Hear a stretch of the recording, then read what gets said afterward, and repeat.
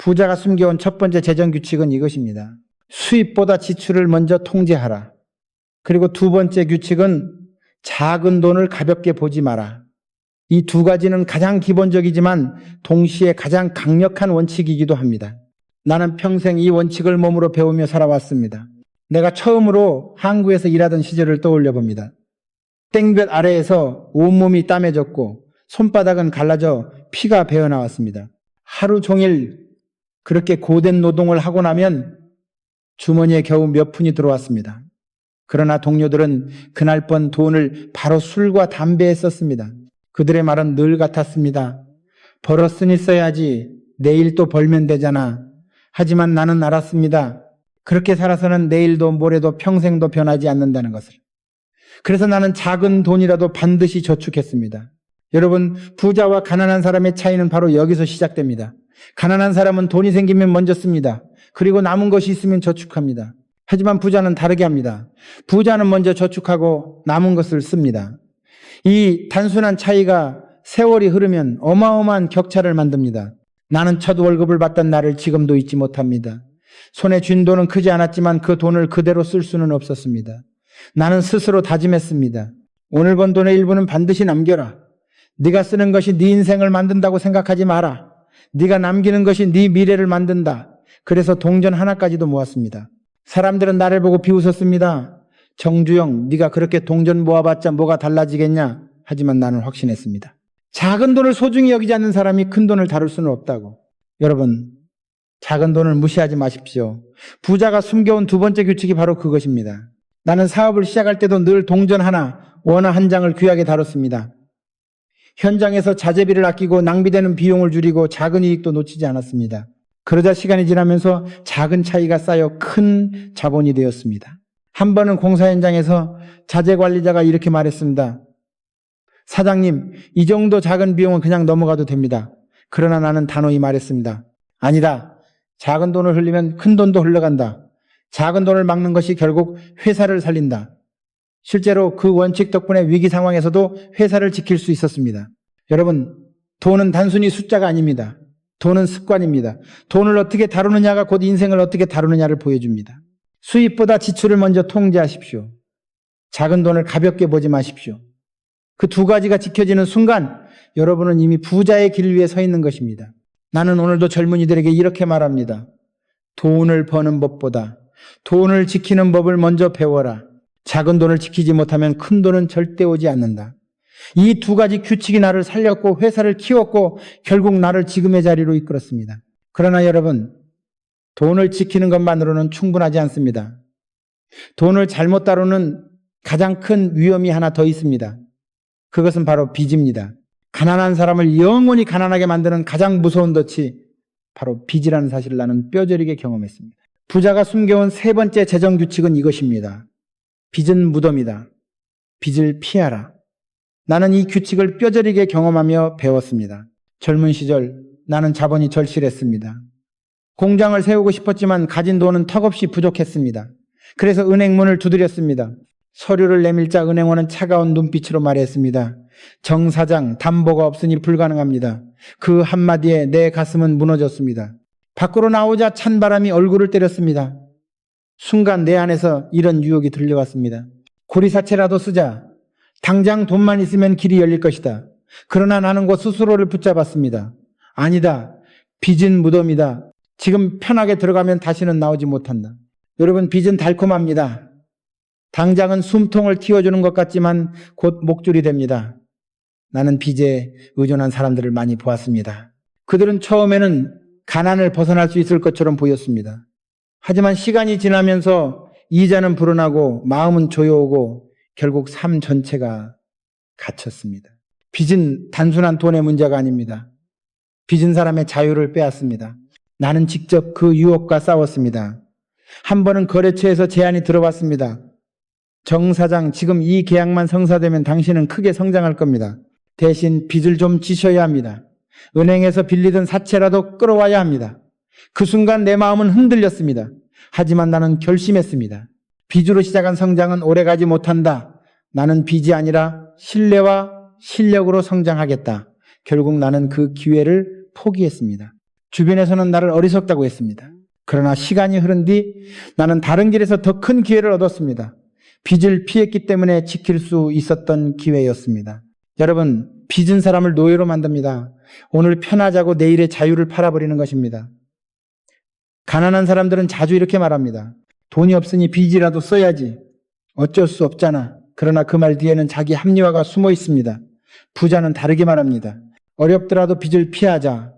작은 돈으로라도 시작하자. 빚 대신 신뢰를 쌓자. 나는 늘 젊은이들에게 말합니다. 돈이 없다고 빚으로 채우지 마라. 돈이 없으면 머리를 써라, 손을 써라. 발로 뛰어라. 그러나 빚에 기대지는 마라. 빚은 단순히 돈을 갚는 문제가 아닙니다. 그것은 인생의 주도권을 잃는 문제입니다. 여러분, 혹시 지금도 빚이라도 내야겠다는 생각을 하고 있지 않습니까? 다시 한번 기억하십시오. 빚은 무덤입니다. 절대 쉽게 들어가지 마십시오. 힘들더라도 빚 없는 길을 택하십시오. 그것이 더디더라도 결국 자유와 부를 지켜줍니다. 그러나 돈을 지키고 빚을 피하는 것만으로는 충분하지 않습니다. 돈을 모아두기만 하면 그것도 또 다른 문제를 만듭니다. 네 번째 규칙이 있습니다. 바로 돈을 잠들게 하지 마라. 반드시 일하게 하라.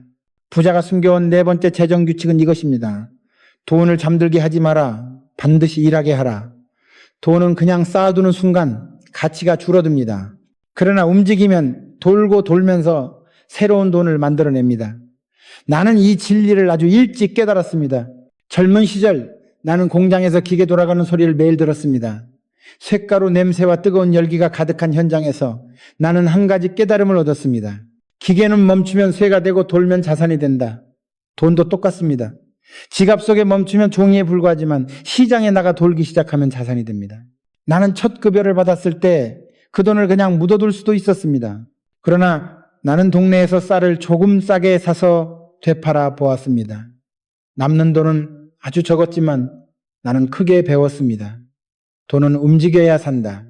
단순히 모으는 것이 아니라 돈이 스스로 나를 위해 일하게 만들어야 한다는 것을, 여러분, 가난한 사람은 돈을 쌓아두고 안심합니다. 하지만 세상은 가만히 있지 않습니다. 물가가 오르고 환경이 변하고 결국 그 돈은 점점 작아집니다. 반대로 부자는 돈을 움직입니다. 작은 돈을 투자하고 흐르게 하고 돌게 합니다. 그렇게 해서 돈이 또 다른 돈을 낳게 만듭니다. 나는 회사 초창기에 자본이 부족했습니다. 직원들은 내게 이렇게 말했습니다. 사장님, 지금 가진 돈은 위험하게 쓰지 말고 그냥 안전하게 보관합시다. 그러나 나는 고개를 저었습니다. 돈을 묻어두면 썩는다. 돈은 일하게 만들어야 한다. 조금이라도 시장에 내보내자. 그래서 나는 작은 기계 몇 대를 사서 공장에 들였습니다. 그것이 회사를 돌게 했고 결국 더 큰 돈을 끌어들이는 시작이 되었습니다. 여러분, 중요한 것은 무모하게 쓰라는 말이 아닙니다. 무작정 흩뿌리라는 뜻도 아닙니다. 핵심은 돈을 정지시키지 말라는 것입니다. 계산된 투자, 작은 움직임이라도 돈을 흐르게 해야 합니다. 가난한 사람은 돈을 꽉 쥐고 놓지 않으려다가 결국 잃습니다. 그러나 부자는 돈을 흘려보내고 더 큰 흐름으로 되돌려받습니다. 나는 해외 출장 중에 이런 경험도 했습니다. 외국 바이어가 내게 말했습니다. 정 사장, 왜 그렇게 공격적으로 자본을 돌립니까? 위험하지 않습니까? 나는 웃으며 대답했습니다. 위험을 감수하지 않는 정지는 더 큰 위험을 부른다. 돈은 돌 때 우리를 살린다. 그 말은 단순한 허세가 아니라 내 철학이었습니다. 여러분, 돈은 단순히 쌓아두는 대상이 아닙니다. 돈은 노동자입니다. 내가 잠들어 있을 때도, 내가 쉬고 있을 때도 돈이 나 대신 일하게 만들어야 합니다. 그럴 때 비로소 돈이 진짜 힘을 발휘합니다. 혹시 지금 여러분은 돈을 지갑에만 넣어두고 있지 않습니까? 은행에만 묻어두고 있지 않습니까? 그것은 안전해 보이지만 사실은 가장 위험한 방식입니다. 그 돈은 점점 힘을 잃습니다. 이제라도 돈을 움직이게 하십시오. 작게라도 투자하십시오. 배움에 쓰고 경험에 쓰고 새로운 길을 열게 하십시오. 그러면 돈은 단순한 종이가 아니라 살아 움직이는 자산이 됩니다. 그러나 돈을 움직이려 할 때 사람들을 가로막는 또 다른 장벽이 있습니다. 바로 위험에 대한 두려움입니다. 많은 사람들은 이렇게 말합니다. 위험은 피해야 해. 하지만 나는 뼈저리게 알았습니다. 위험을 무조건 피하는 것은 더 큰 위험을 만드는 길이라는 것을. 부자가 숨겨온 다섯 번째 재정 규칙은 이것입니다. 위험을 무조건 피하지 말고 계산된 위험에 투자하라. 많은 사람들은 위험이라는 단어만 들어도 뒷걸음을 칩니다. 그러나 나는 사업을 하며 알았습니다. 무조건 안전만 좋으면 결국 더 큰 위험에 빠진다는 것을 내가 중동 사막에서 대형 프로젝트를 맡았을 때의 이야기입니다. 모래바람이 하루에도 수십 번 몰아쳤고 낮에는 50도를 넘는 폭염이 이어졌습니다. 직원들 중 일부는 나를 붙잡고 말했습니다. 사장님, 이건 불가능합니다. 괜히 시작했다가 망하면 어떻게 합니까? 그들의 얼굴에는 두려움이 가득했습니다. 그러나 나는 단호히 대답했습니다. 위험을 피하면 평생 작은 일만 하다가 끝난다. 우리는 계산된 위험을 감수해야 한다. 여러분, 위험은 두 얼굴을 갖고 있습니다. 무작정 달려드는 위험은 무모함입니다. 그러나 충분히 계산하고 준비한 위험은 기회가 됩니다. 나는 사막 프로젝트를 맡으면서 모든 가능성을 따졌습니다. 인력, 장비, 자재, 자금 흐름까지 하나하나 점검했습니다. 위험을 줄일 수 있는 부분은 최대한 줄이고 감수해야 할 부분은 담대하게 받아들였습니다. 그 결과 우리는 끝내 그 프로젝트를 완수했고 그 경험은 회사를 세계적인 무대에 올려놓았습니다. 가난한 사람은 늘 이렇게 말합니다. 위험은 피해야 해, 안전이 최고야. 하지만 그 말은 사실 두려움의 다른 이름일 뿐입니다. 안전만을 줬다 보면 새로운 기회는 결코 오지 않습니다. 반대로 부자는 이렇게 말합니다. 위험은 계산하되 반드시 도전한다. 그래서 그들은 새로운 길을 열고 더 큰 불을 쐈습니다. 나는 협상 자리에서도 같은 원칙을 지켰습니다. 어느 날 해외 바이어가 우리에게 거대한 계약을 제안했습니다. 직원들은 걱정했습니다. 사장님, 우리 규모로는 감당하기 어렵습니다. 위험합니다. 그러나 나는 이렇게 말했습니다. 위험을 감수하지 않으면 기회도 없다. 계산된 위험이라면 반드시 잡아야 한다. 그 계약은 우리 회사의 성장을 몇 배나 빠르게 만들었습니다. 여러분, 중요한 것은 위험을 무조건 피하지 말라는 것입니다. 그렇다고 무모하게 뛰어들라는 말도 아닙니다. 핵심은 계산입니다. 분석하고 대비하고 전략을 세운 뒤에 감수하는 위험은 더 이상 위험이 아니라 기회입니다. 나는 지금도 말합니다. 안전은 편안함을 준다. 그러나 그 편안함이 오래가지는 않는다. 반대로 위험은 두려움을 준다. 그러나 그 두려움을 넘어서면 성장과 자유가 있다. 이 원칙이 내 삶을 바꾸었습니다. 혹시 지금 여러분은 위험을 피하려 하고 있지 않습니까? 괜히 나섰다가 실패하면 어떡하지? 라는 생각 때문에 기회를 놓치고 있지 않습니까? 기억하십시오. 무모한 도전은 망하게 하지만 계산된 도전은 길을 엽니다. 그 차이가 가난과 부를 가릅니다. 그러나 위험을 감수해도 반드시 지켜야 할 더 중요한 원칙이 있습니다. 그것은 바로 신뢰입니다. 신뢰를 잃고 얻는 돈은 독이 되며 결국 무너집니다. 부자가 숨겨온 6번째 재정 규칙은 이것입니다. 신뢰를 잃는 돈은 독이다. 돈은 사람을 살릴 수도 있고 망하게도 할 수 있습니다. 그러나 내가 평생을 살면서 깨달은 것은 돈보다 더 중요한 자산은 바로 신뢰라는 사실입니다. 신뢰를 잃고 얻은 돈은 결국 독처럼 회사를 좀먹고 사람을 무너뜨립니다. 나는 한 번은 해외 바이어와의 중요한 협상 자리에 섰습니다. 계약 규모가 막대했고 성사되면 회사의 미래가 달라질 순간이었습니다. 그런데 중간 브로커가 내게 귓속말을 했습니다. 정 사장, 이번에 자재를 조금만 낮췄으면 이익이 큽니다. 상대는 눈치채지 못할 겁니다. 돈만 보면 됩니다. 순간 내 안에서 흔들림이 있었습니다. 눈앞의 이익은 너무나 달콤했기 때문입니다. 그러나 나는 곧 결심했습니다. 돈은 다시 벌 수 있다. 그러나 신뢰는 잃으면 끝이다. 그래서 나는 단호히 말했습니다. 품질을 낮출 수는 없습니다. 이익보다 신뢰가 먼저입니다. 그때는 바이어가 조금 불만스러워했습니다.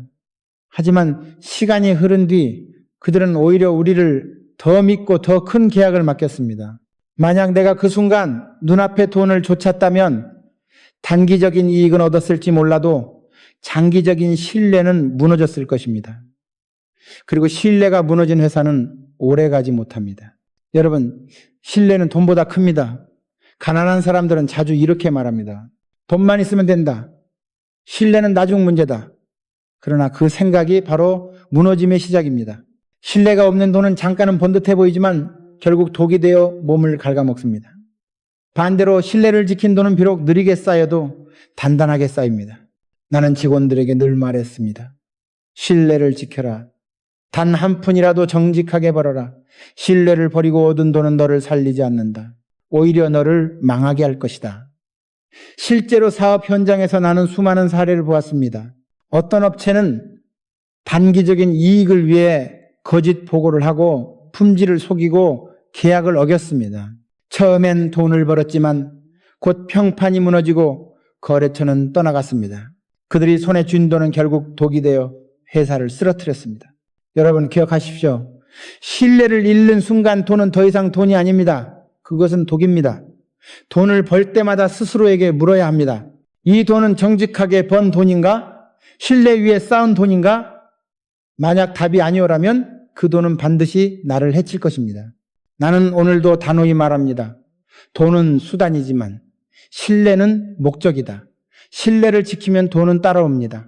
그러나 돈을 줬다가 신뢰를 버리면 결국 돈도 신뢰도 모두 잃게 됩니다. 그러나 여러분, 신뢰를 지키며 돈을 다루는 과정에서도 또 하나 중요한 규칙이 있습니다. 바로 돈의 위치입니다. 돈을 목적이 아니라 수단으로 삼아야 하고 무엇보다도 시간이라는 자산을 소중히 여겨야 합니다. 부자가 숨겨온 7번째 규칙은 이것입니다. 돈을 목적이 아니라 수단으로 삼아라. 그리고 8번째 규칙은 돈보다 시간을 아껴라. 이 두 가지는 서로 다른 듯 보이지만 사실 하나의 뿌리를 가지고 있습니다. 돈을 인생의 최종 목표로 여기지 않고 시간을 가장 귀한 자산으로 대할 때 비로소 돈은 진짜 힘을 발휘합니다. 나는 젊은 시절 돈을 쫓는 수많은 사람들을 보았습니다. 그들은 늘 이렇게 말했습니다. 돈만 있으면 된다. 돈이 내 삶의 전부다. 그러나 그들의 삶은 돈을 쫓는 동안 무너졌습니다. 가족을 잃고 건강을 잃고 신뢰를 잃었습니다. 나는 그 모습을 보며 단호히 마음을 정했습니다. 돈은 목적이 아니다. 돈은 더 큰 길을 열기 위한 수단일 뿐이다. 여러분, 돈을 목적이라고 착각하는 순간 인생은 좁아집니다. 돈만을 위해 살면 결국 돈에 지배당합니다. 그러나 돈을 수단으로 삼는 순간 인생은 넓어집니다. 돈은 더 큰 꿈을 이루기 위한 도구가 됩니다. 나는 사업을 하면서 늘 돈을 사람을 키우는 수단, 신뢰를 만드는 수단, 미래를 여는 수단으로 사용했습니다. 그래서 돈에 끌려다니지 않고 돈을 내 발밑에 둘 수 있었습니다. 한 번은 해외 진출을 앞두고 직원들과 회의를 한 적이 있습니다. 어떤 직원이 말했습니다. 사장님, 이번 기회는 너무 큰 돈이 들어갑니다. 돈만 생각하면 무리입니다. 나는 대답했습니다. 우리가 돈을 위해 이 일을 하는 것이 아니다. 우리는 더 큰 시장을 열기 위해 이 일을 한다. 돈은 도구일 뿐이다. 결국 그 도전은 회사를 새로운 무대로 이끌었고 돈은 자연스럽게 따라왔습니다. 8번째 규칙. 돈보다 시간을 아껴라. 이 원칙은 내 삶을 지탱한 가장 중요한 철학 중 하나였습니다. 젊은 시절 나는 누구보다 바쁘게 일했습니다. 항구에서 공장에서 현장에서 하루 16시간을 보내곤 했습니다. 그런데 시간이 지나면서 깨달았습니다. 돈은 다시 벌 수 있지만 시간은 절대 되돌릴 수 없다는 것을 나는 늘 스스로에게 물었습니다. 지금 이 시간을 어디에 쓰고 있는가? 이 시간이 나를 성장시키는가? 아니면 허비되는가? 그 질문 하나가 내 삶을 바꿨습니다. 시간은 곧 생명이고 생명은 곧 기회이기 때문입니다. 여러분, 가난한 사람은 돈을 아끼다가 시간을 낭비합니다. 싸구려를 찾느라 몇 시간을 허비하고 작은 절약에 몰두하느라 더 큰 기회를 놓칩니다.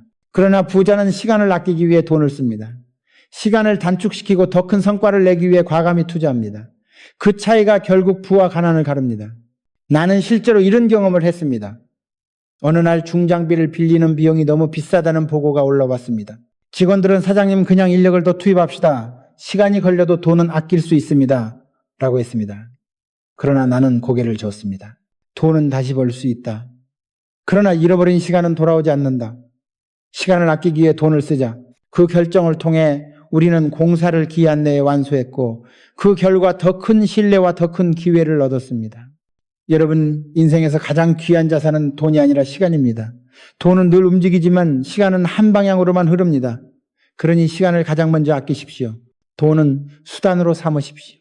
그 두 가지 규칙이 지켜지는 순간 여러분은 돈에 지배당하지 않고 시간을 지배하는 삶을 살게 될 것입니다. 그러나 여기서 또 다른 중요한 원칙이 남아 있습니다. 그것은 바로 배움입니다. 돈을 단순히 쓰는 것이 아니라 배움에 쓰는 것은 결코 비용이 아니라 투자라는 사실입니다. 부자가 숨겨온 9번째 재정규칙은 이것입니다. 배움에 쓰는 돈은 비용이 아니라 투자다. 나는 평생을 살면서 이 원칙을 몸으로 체험했습니다. 처음에는 나도 배움에 돈을 쓰는 것이 아깝게 느껴졌습니다. 당장 배를 채울 쌀값도 부족한데 책을 사고 기술을 배우는데 돈을 쓴다는 것이 사치처럼 느껴졌기 때문입니다. 그러나 시간이 지나면서 깨달았습니다. 먹는 쌀은 하루를 살리지만 배우는 지식은 평생을 살린다는 사실을 나는 젊은 시절 책을 사기 위해 밥을 굶은 적도 있습니다. 동료들은 내게 이렇게 말했습니다. 정 사장, 책이 밥을 먹여주나? 차라리 그 돈으로 술이나 한잔하는 게 낫지 않습니까? 그러나 나는 대답했습니다. 지금은 밥을 굶더라도 내일은 이 책이 나를 먹여 살릴 것이다. 실제로 그 배움이 훗날 위기를 돌파하는 힘이 되었습니다. 여러분, 많은 사람들이 배움에 돈을 쓰는 것을 아까워합니다. 학원비가 너무 비싸다. 세미나 참석은 사치다. 교육은 나중에 해도 된다. 그러나 그들은 보지 못합니다. 배움에 쓰는 돈이 단순히 빠져나가는 비용이 아니라 더 큰 돈을 만들어내는 씨앗이라는 것을. 나는 해외 출장 중에도 늘 배우려 했습니다. 언어가 부족하면 통역에만 의존할 수도 있었습니다. 그러나 나는 그 길을 택하지 않았습니다. 직접 단어를 외우고 밤새 책을 들여다보며 언어를 익혔습니다. 덕분에 협상장에서 직접 내 목소리로 상대와 대화할 수 있었습니다. 그 순간 상대는 나를 더 신뢰했고 계약은 성사되었습니다. 만약 내가 배움에 인색했다면 그 기회는 절대 오지 않았을 것입니다. 또 한 번은 신기술을 도입할 기회가 왔을 때였습니다. 직원들은 사장님, 새로운 장비를 배우려면 돈도 들고 시간이 아깝습니다. 지금 있는 장비로도 충분합니다. 라고 말했습니다. 그러나 나는 고개를 저었습니다. 배움에 드는 돈과 시간은 비용이 아니다. 그것은 미래를 위한 투자다. 우리는 새로운 기술을 익혔고 그 덕분에 더 큰 프로젝트를 수주할 수 있었습니다. 여러분, 가난한 사람은 배움을 비용으로 여깁니다. 그래서 늘 아까워합니다. 그러나 부자는 배움을 투자로 여깁니다. 그래서 기꺼이 돈을 씁니다. 그 차이가 결국 인생을 갈라놓습니다. 나는 오늘도 단호히 말합니다. 먹고 끝나는 돈은 비용이지만 배우고 남는 돈은 투자다. 지금 당장은 눈에 보이지 않아도 시간이 지나면 그것은 반드시 열매를 맺습니다. 책 한 권이 여러분의 생각을 바꾸고 강의 하나가 여러분의 길을 열며 경험 하나가 평생의 자산이 됩니다. 여러분, 혹시 지금도 배움에 돈 쓰는 것을 아끼고 있지 않습니까? 그 순간 여러분은 미래를 아끼고 있는 것입니다. 배움에 인색한 사람은 결국 시대에 뒤처지고 기회를 놓치게 됩니다. 반대로 배움에 과감히 투자한 사람은 성장하고 기회를 붙잡고 결국 성공합니다. 그러나 여기서 마지막으로 꼭 알아야 할 규칙이 있습니다. 그것은 배움을 통해 얻은 것을 자기만을 위해 묶어두지 않고 반드시 세상으로 흘려보내야 한다는 것입니다. 부자가 숨겨온 마지막 10번째 규칙, 돈은 흘려야 돌아온다는 진리입니다. 부자가 숨겨온 10번째 재정 규칙은 이것입니다. 돈은 흘려야 돌아온다. 돈을 움켜쥐고만 있으면 그것은 썩습니다. 그러나 흘려보내면 마치 강물이 순환하듯 다시 돌아옵니다. 나는 이 진리를 사업의 마지막 단계에서야 완전히 깨달았습니다. 처음 사업을 시작했을 때 나는 늘 돈이 부족했습니다. 그래서 번 돈은 한 푼도 쓰지 않고 모아야 한다고 생각했습니다. 하지만 시간이 지나면서 깨달았습니다. 돈을 꽉 움켜쥘수록 기회는 멀어지고 사람들의 신뢰도 줄어든다는 것을, 반대로 필요한 곳에 흘려보내면 그것이 다시 나를 살렸습니다. 나는 한 번은 회사가 어느 정도 안정되었을 때 직원 복지를 강화하자는 제안을 받았습니다. 임원들 중 일부는 말했습니다. 사장님, 그 돈을 아끼면 더 큰 사업을 할 수 있습니다. 왜 굳이 사람들에게 써야 합니까? 그러나 나는 단호히 대답했습니다. 사람에게 쓰는 돈은 흘려보내는 것이 아니다. 그것은 돌아올 씨앗을 심는 것이다. 그래서 나는 기숙사를 지어주고 식사를 지원하고 교육기회를 늘렸습니다. 그 결과 직원들의 충성심은 더욱 단단해졌고 회사는 위기 때마다 무너지지 않고 버틸 수 있었습니다. 여러분, 돈을 흘려보내는 것은 단순한 기부나 시혜가 아닙니다. 그것은 순환입니다. 내가 베푼 돈이 누군가의 삶을 살리고 그 사람의 성장과 성실이 다시 나에게 돌아옵니다. 나는 해외 사업을 하면서도 같은 경험을 했습니다. 현지의 어려운 이웃을 도우면 그 지역 사람들은 우리 회사를 신뢰했습니다. 신뢰는 새로운 기회를 불러왔고 결국 그것이 더 큰 수익으로 돌아왔습니다. 가난한 사람은 이렇게 말합니다. 돈은 써버리면 끝이다. 움켜쥐어야 지킨다. 그러나 부자는 다르게 말합니다. 돈은 흘려야 산다. 흘려야 돌아온다. 이 철학이야말로 부자들의 숨겨진 비밀입니다. 나는 말합니다. 돈은 물이다. 고이면 썩는다. 흐르면 맑아진다. 세상은 순환으로 유지됩니다. 내가 가진 것을 나누고 필요한 곳에 투자하고 사회에 돌려줄 때 돈은 더 큰 흐름이 되어 다시 나에게 돌아옵니다. 여러분, 지금도 혹시 돈을 꽉 쥐고 놓지 않으려 하십니까? 두려움 때문에 흘려보내지 못하고 있습니까? 기억하십시오. 움켜진 돈은 잠시 안전해 보일 수 있지만 결국 힘을 잃습니다. 그러나 흘려보낸 돈은 반드시 다른 길로 돌아옵니다. 오늘까지 나는 여러분과 함께 부자가 숨겨온 10가지 재정 규칙을 나누었습니다. 수입보다 지출을 먼저 통제하라. 작은 돈을 가볍게 보지 마라. 빚은 무덤이다. 빚을 피하라. 돈을 잠들게 하지 마라. 반드시 일하게 하라. 위험을 무조건 피하지 말고 계산된 위험에 투자하라. 신뢰를 잃는 돈은 독이다. 돈을 목적이 아니라 수단으로 삼아라. 돈보다 시간을 아껴라. 배움에 쓰는 돈은 비용이 아니라 투자다. 돈은 흘려야 돌아온다. 이 10가지는 단순한 계산법이 아닙니다. 그것은 철학입니다. 내가 몸으로 부딪히며 얻은 삶의 교훈입니다. 여러분, 이제는 선택의 순간입니다. 이 규칙들을 흘려듣고 잊을 것입니까? 아니면 마음에 새기고 삶에 적용할 것입니까? 부자가 되는 길은 거창한 비밀이 아닙니다. 바로 이런 작은 규칙들을 지켜내는 데 있습니다. 나는 오늘도 단호히 말합니다. 돈의 노예가 되지 마십시오. 돈의 주인이 되십시오. 돈을 두려워하지 말고 돈을 흘려보내고 돈을 일하게 만드십시오. 그러면 돈은 여러분을 배신하지 않고 오히려 평생의 동반자가 될 것입니다. 여러분, 이제 공은 여러분에게 넘어갔습니다. 이 10가지 규칙 중 하나라도 오늘부터 실천해 보십시오. 그 작은 실천이 인생의 큰 변화를 만들 것입니다. 그리고 언젠가 여러분이 누군가에게 이렇게 말하게 될 것입니다. 나는 이 규칙으로 내 삶을 바꿨다.